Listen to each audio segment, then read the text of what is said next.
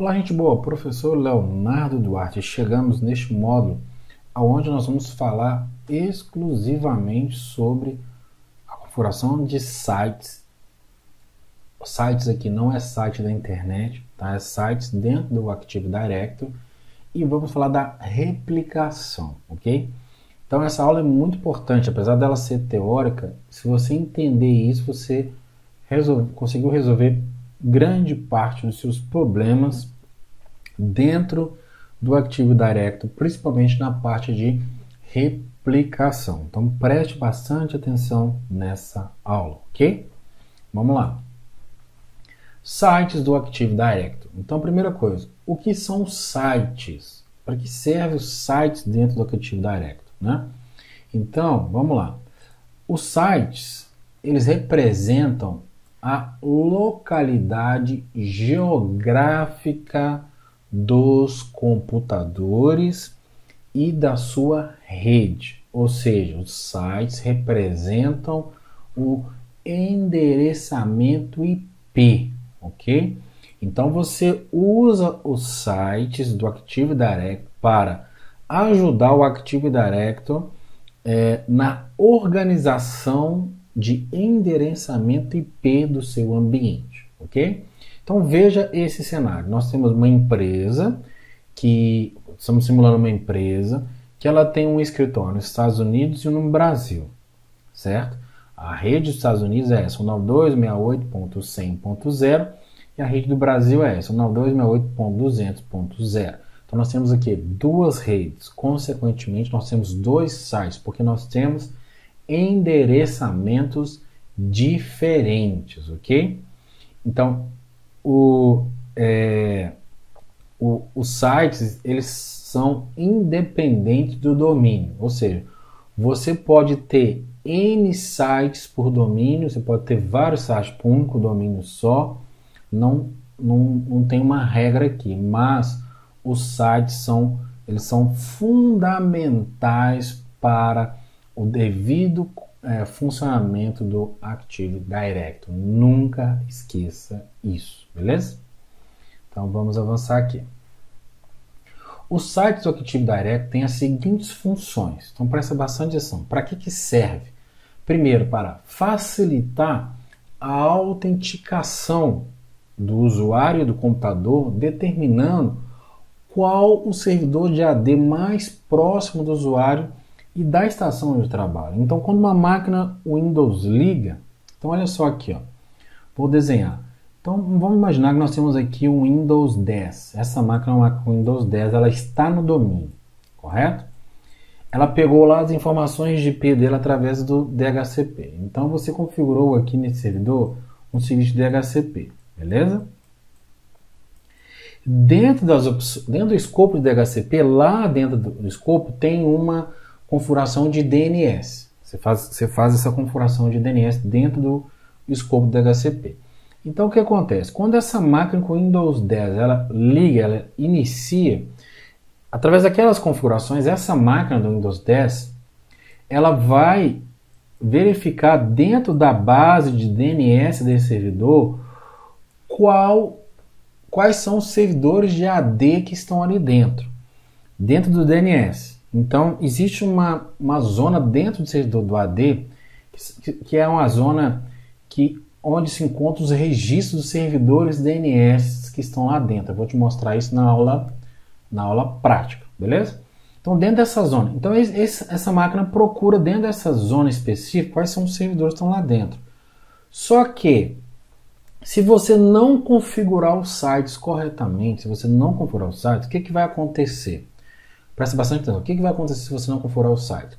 Essa máquina ela vai tentar autenticar ali aleatoriamente dentro daquele registro que ela encontrou.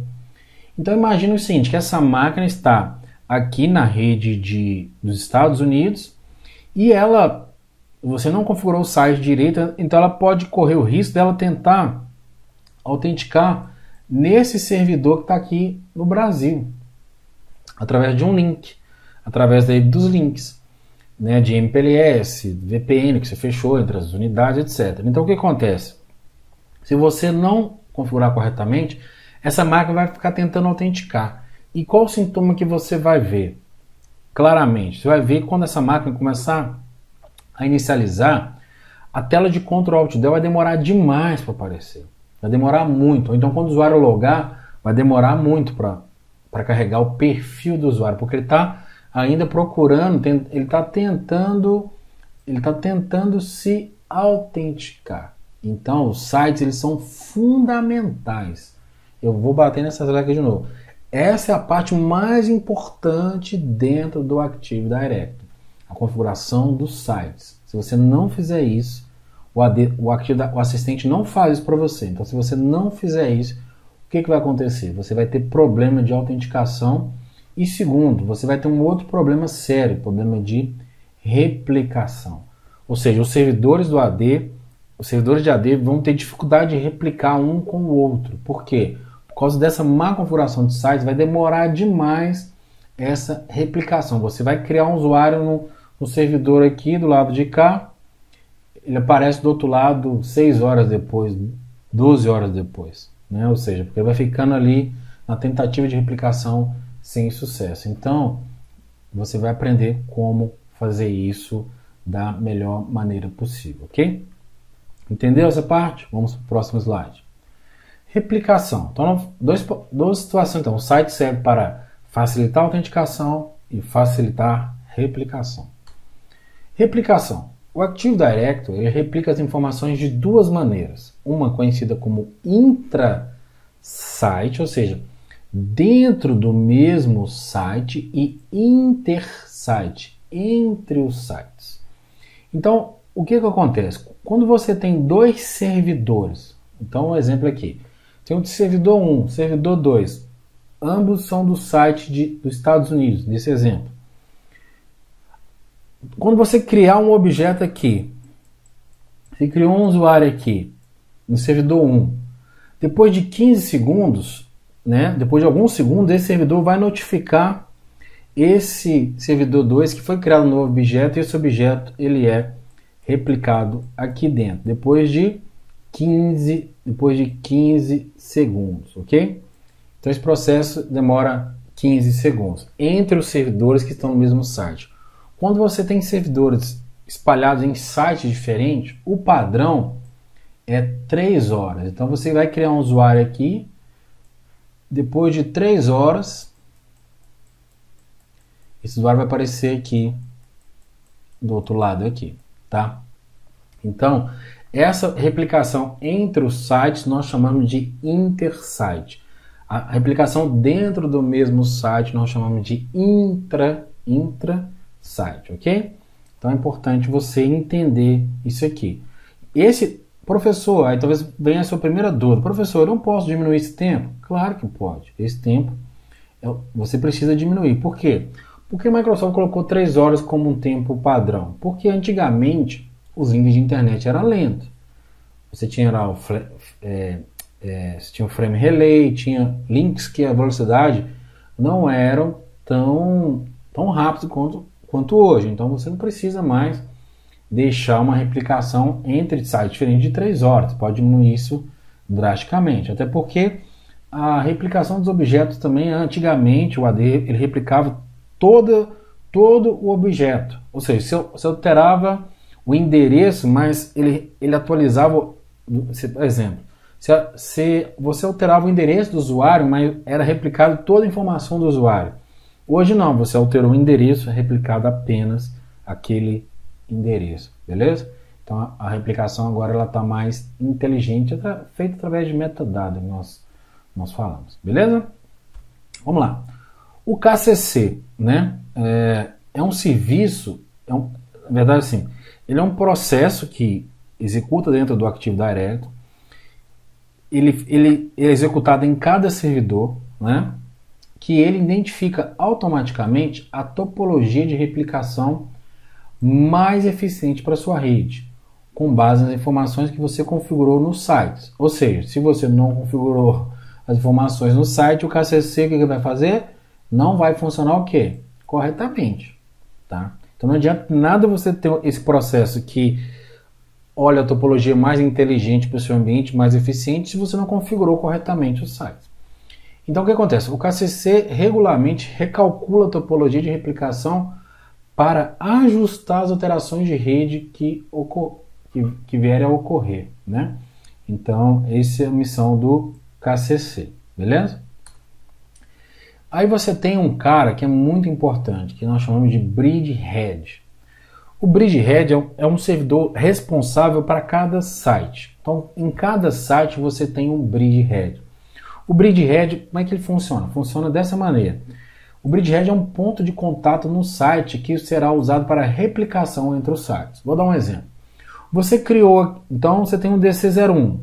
Esse é o primeiro servidor desse site. Então esse vai ser o bridgehead por padrão.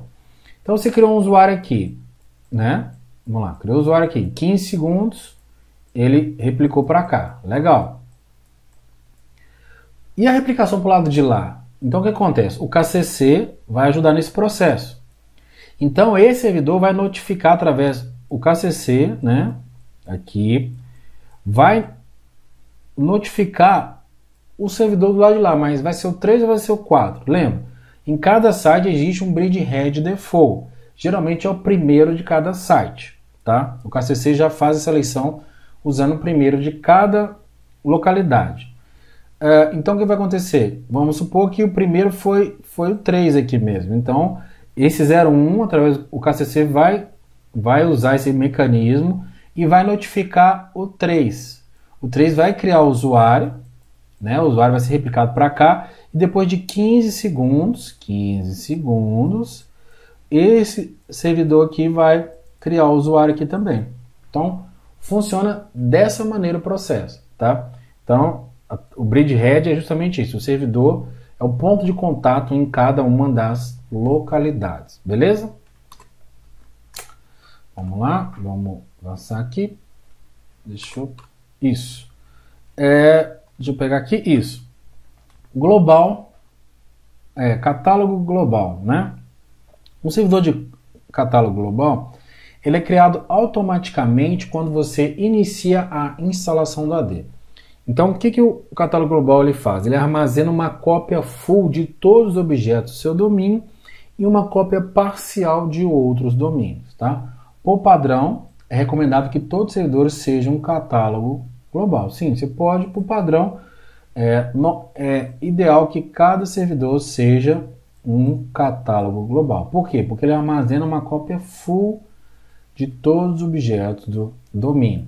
Se você subir um servidor só, como, por exemplo, subiu o DC01, ele automaticamente é um catálogo global. Se você, ao promover o 2, você não colocou ele como catálogo global, o que vai acontecer? Ele não tem uma cópia full de todos os objetos.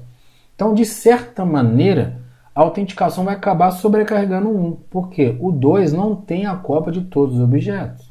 Então, é ideal que ambos sejam servidores de catálogo global, beleza?